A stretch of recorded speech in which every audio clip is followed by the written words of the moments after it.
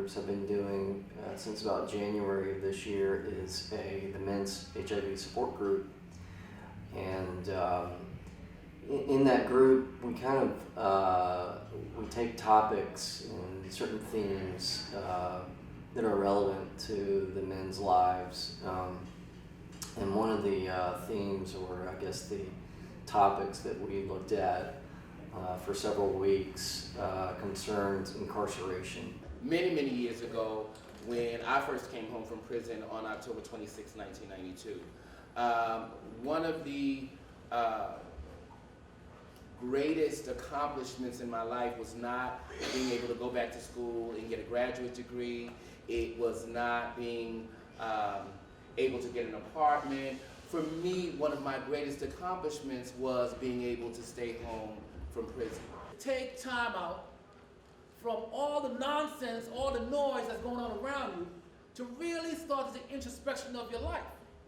And for you to really get to know who you are.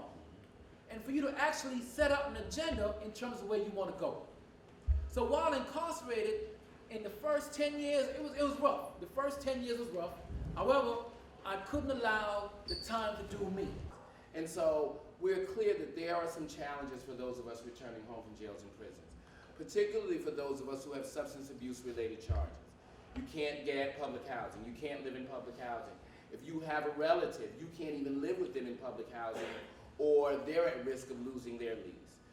There are certain jobs that you can't have if you are a felon. If you are part of the sex registry, if your crime was sexual in nature, there are some challenges as well. However, one of the things, and I want to thank Rashid talked about some of those challenges, but I think there are also inherent strengths in all of us. For many of you know, coming back after incarceration could be very challenging.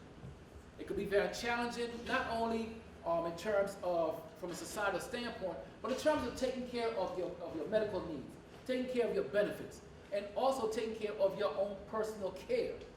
And that's something that a lot of us lack, is what we call taking care of personal care.